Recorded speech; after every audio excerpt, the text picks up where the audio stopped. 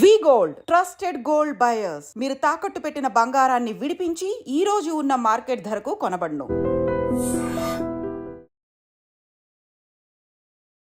Hi guys, welcome to I dream. నేను మీ చాణక్య. బంగారం రేటు మనం వింటూ ఉంటేనే అరే లక్ష తాకుతుందా, లక్ష తాకిందా అని చెప్పేసి ఇలాంటి భయాలు అనేది కూడా వేస్తూ ఉంటుంది. ఈ మధ్య సామాన్య పీపుల్ ఎవరైనా కానీ బంగారాన్ని కొనాలంటే కూడా ఒక నిమిషం ఆలోచిస్తున్నారు. ఎందుకంటే లక్ష దాటిందంటే అదొక పెద్ద నెంబర్, దాన్ని రీచ్ అయిందంటే ఇంక ఎలా అని అనుకుంటూ ఉంటారు. మరి ఈ యొక్క మ్యాజికల్ ఫిగర్ని దాటుతుందా లేదా అనే దాని గురించి కూడా మాట్లాడడానికి ఇప్పుడు మనతో పాటు కూడా ఉన్నారు. మరి మన పర్సనల్ ఫైనాన్షియల్ అడ్వైజర్ అయిన సుభాష్ బాబు గారు. మరి సార్తో మాట్లాడాలి. Hi sir. హాయ్ అండి. సార్, ఇంట్లో ఎవరినైనా కానీ చిన్నపిల్లలనైనా కానీ బంగారం అని పిలవాలంటే కూడా కొంచెం భయం వేస్తుంది సార్. ఎందుకంటే రియల్ లైఫ్లో ఆ బంగారం కాస్ట్ అనేది కూడా లక్ష తాకే రేంజ్లోకి వెళ్ళిపోతూ ఉంది. సార్ ఏంటి ఆ మ్యాజికల్ ఫిగర్ అనేది తాకుతుందంటారా? మనం ఆల్మోస్ట్ తాకేసాం. మ్యాటర్ ఆఫ్ డేస్ అది తాకేయచ్చు. ఇన్ఫాక్ట్ ఎక్సిడ్ కూడా అవ్వచ్చు నా అంచనాల్లో. ఎందుకంటే గోల్డ్కి యుఎస్ డాలర్కి ఎప్పటి నుంచో అవినాభావ సంబంధం ఉంది. Okay. So I think maybe 30s or maybe before that itself గోల్డ్కి డాలర్కి లింక్ చేయాలని గ్లోబల్గా డిసైడ్ చేశారు. ఓకే. సో ఎప్పుడు డాలర్ స్ట్రెంగ్త్ అయినా గోల్డ్ డాలర్ ఇన్వర్స్గా ప్రపోర్షనల్గా ఉంటాయి. సో ఇప్పుడు due to whatever reasons, ఇప్పుడు ట్రంప్ టారిఫ్ మాటిమైన ట్రంప్ టారిఫ్ అంటున్నాం. ట్రంప్ టారిఫే కాదు, యూఎస్ కూడా ప్రస్తుతం ఇన్ఫ్లేషన్ గ్రిప్లో ఉంది. యూఎస్ టారిఫ్ ట్రంప్ వచ్చి ఇంకొంచెం దాన్ని ప్రెషర్ని పెంచాడు అన్ఫార్చునేట్గాను.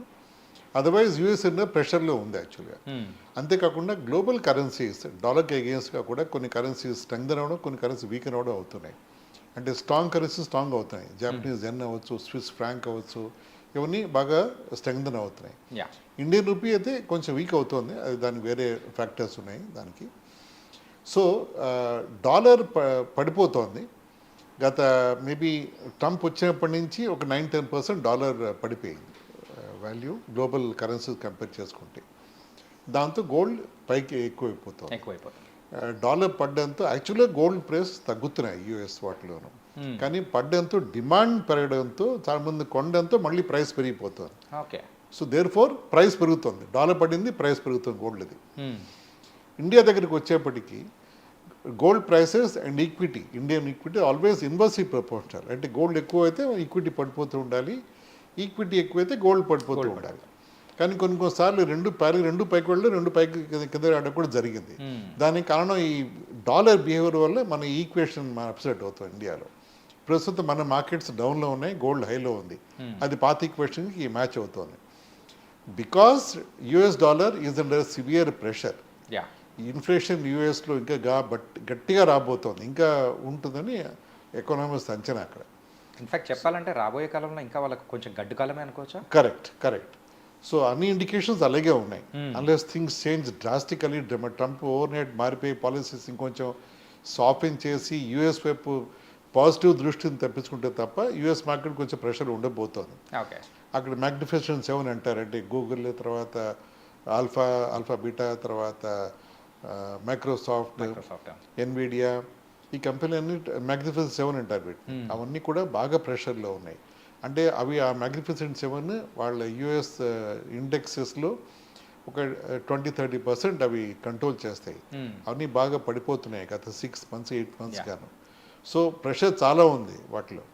కానీ ఇతను ఆబ్వియస్గా పొలిటికల్గా కావచ్చు, ఏది కావచ్చు, is projecting a rosy picture. Economy బాగానే ఉంది, ఎంప్లాయ్మెంట్ బాగానే ఇస్తున్నాం అని ఇంప్రెషన్ ఇస్తున్నాడు ఇతను. వాట్ ఎవర్ ఇట్ ఈస్, ఆ విషయం మా పక్క పెడితే డాలర్ అయితే బాగా వీక్ అవుతోంది మనకి ఇది సంబంధించి. దాంతో గోల్డ్ ఇంకా పెరగబోతుందని నా అంచనా. అనుకున్నట్టే అది ఇప్పుడు దాదాపు 98,500 దాకా వెళ్ళిపోయింది. అంటే 10 grams 24 carat gold. Ornament gold అయితే 22 అండ్ వేరే ప్రైస్ వేరే డిఫరెంట్గా ఉంటుంది కాపర్ కలపడంతో. సో ఈ గ్రామ్ 10 గ్రామ్ గోల్డ్ 24ది అది ఇంకా పెరిగే అవకాశం చాలా కనిపిస్తుంది. ఇన్ఫ్లేషన్ చెప్పినట్టు యూఎస్లో ఎక్కువ ఉండబట్టి అదొక ఫ్యాక్టర్ ఉంది. ఇండియాలో ఏమో మనకి షార్ట్ టర్మ్ ట్రెండ్ ఇలాగే ఉండిపోతుంది. కాదు సార్, అంటే ఇప్పుడు లక్ష తాకుతుందని మనం అనుకుంటూ ఉన్నాము, ఇట్స్ ఓకే. కానీ లక్ష తాకిన తర్వాత కూడా అది ఇంకా అలాగే పైకి కాస్ట్ అనేది కూడా వెళ్ళిపోతూ ఉంటుందా, లేకపోతే ఎక్కడైనా బ్రేకులు పడి ఉండే అవకాశాలు ఏమన్నా ఉంటాయంటారా? అంటే లక్ష అని బ్యారియర్ మనం పెట్టుకున్నాం. అంటే లక్ష అంటే ఒక మన మైండ్లో పెద్ద బ్యారియర్, పెద్ద నెంబర్. అది గోల్డ్కి తెలియదు కదా, అది ఏ నెంబర్ అయితే అది మార్కెట్కి తెలియదు, ఏ నెంబర్ అయితే అది డైనమిక్స్ బట్టి ప్రైస్ పెరిగిపోతూ ఉంటుంది. సో అది 99,000 1,05,000 అనేది అది ఇమ్మెటీరియల్. 4 ఎకరాలు లక్ష దాటిపోతుంది. అంటే ఈ ప్రస్తుత పరిస్థితి కంటిన్యూ అయితే ఇన్ఫ్లేషన్ కానీ మన ఎకానమీ కూడా కొంచెం ఉడిదుడుకులో ఉన్నాం ప్రస్తుతం మనం. ఇది కంటిన్యూ అయితే మాత్రం గోల్డ్ పెరిగే అవకాశం బాగా గట్టిగా అనిపిస్తుంది నాకు, నా ఉద్దేశంలో అయితే. ఓకే సార్, మరి గోల్డ్ పెరుగుతూ ఉంది, అక్కడ డాలర్ ఏమో కొంచెం ఫ్లక్చువేట్ అవుతూ ఉంది. ఇలాంటి సందర్భాల్లో మరి మధ్యలో ఒక చిన్న అంటే ఒక రూమర్ అనుకోవచ్చు, లేకపోతే ఒక వార్త అనుకోవచ్చు, ఏంటంటే గోల్డ్ కాస్ట్ 50,000కి పడే అవకాశాలు కూడా ఉంటుంది రాబోయే కాలంలో, దాని యొక్క కాస్ట్ అనేది కూడా తగ్గుదల మనం చూస్తాము అని చెప్పేసి కూడా కొన్ని వార్తల్లో చూసాం. ఇది ఎంతవరకు నిజం సార్? అది నేను కూడా విన్నాను. అంటే మన మాటలు ఎలా ఉంటాయంటే మన మార్కెట్స్ కానీ కొంచెం తగ్గుముఖం పట్టుగానే అప్పుడు 90,000లో ఉంది, 70 అయిపోతుంది, 65 అయిపోతుంది అని, అంటే కొంచెం డైరెక్షన్ మారగానే ఆ టాక్ వస్తుంది. ఉల్టా అవగానే 1 lakh దాటిపోతుంది, 1,10,000 దాటిపోతుంది, 120 దాటిపోతుంది. దాని బేసిస్ లేదు ఈ డిస్కషన్కి. ఎందుకంటే ఈ మార్కెట్ మూమెంట్స్ ఎవరు ప్రిడిక్ట్ చేయలేరు. ఎందుకు అవుతుంది అని ఎనలైజ్ చేస్తాను తప్ప, కానీ రేపు పొద్దున్న డాలర్ ఎలా అవబోతుంది, గోల్డ్ ఎలా అవుతుందని ఎవరు చెప్పలేరు. ఓకే, ఇట్ విల్ గెస్టిమేట్స్ అంతే అది. సో ప్రస్తుత పరిస్థితుల్లో ఈ డైనమిక్స్, ఈ పారామీటర్స్ కానీ మనం ఫీడ్ చేస్తే మన సిస్టమ్స్లో పెరిగే అవకాశం ఎక్కువ అని ఆన్సర్ వస్తుంది. ఓకే, అంటే ప్రజెంట్ ఇప్పుడు ఎవరైనా కానీ పర్చేస్ చేయాలి అనుకుంటే this is the right time అనుకోవచ్చా? యాక్చువల్ రైట్ టైం దాటిపోయాం మనం, రైట్ టైం దాటిపోయాం.